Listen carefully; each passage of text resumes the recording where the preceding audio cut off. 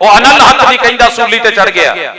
क्या कहता था? वो कहता था अनल हक्कू, मैं अल्लाह हूं, अल्लाह मेरे अंदर है, मैं रुकू किसको करूं, सजदा करूं, अनल अल अब्दू,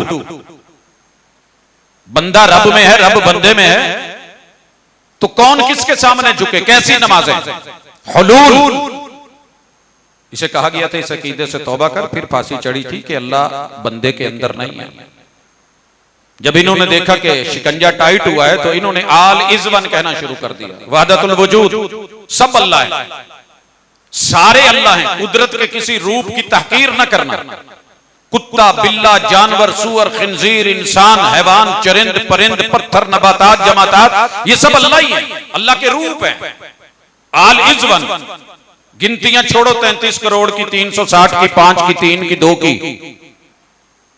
जब ये भी ना बिका तो उसके बाद इन्होंने चेंज किया, आल एज वन, वहदतुश शहूद, सारे अल्लाह जैसे हैं, अल्लाह इन जैसा है, कुदरत के किसी रूप की तहकीर न करना।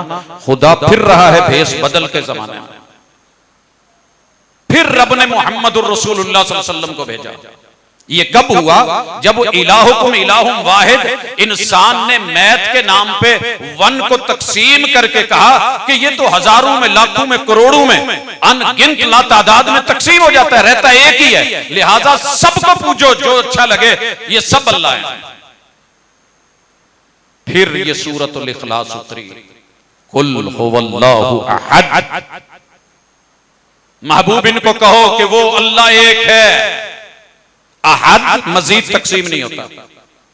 साइंस भी किसी जगह जाके रुकती है, कह लेते थे कि एटम, फिर वो भी तकसीम होने लगा, फिर आगे चले इलेक्ट्रॉन, प्रोटॉन, न्यूट्रॉन, पहुंचते पहुंचते एक मुकाम पे बेबस हो गए कि नहीं, मजीद आगे तकसीम इंसान जारी नहीं रख सकता। बताया रब ने कि जो मखलूक में ऐसे रखता है वो तुम्हारा इला अहद है, जो मजीद उसका कोई जुज बन ही नहीं सकता। अल्लाहु समद, बेनियाज है, लम यलिद वलम यूलद, बीवी का भी मोहताज नहीं, उसकी जिन्स भी नहीं, उसकी नस्ल भी नहीं, फसल बीवी भी नहीं, औलाद का मोहताज भी नहीं, उसका माँ बाप भी नहीं, उसकी असल भी नहीं। मत समझिए कि वो किसी से पैदा किया गया है और उसका कोई हमसर या साजी भी नहीं, वो अकेला है, वो यकता है, वो वहदहु ला शरीक है।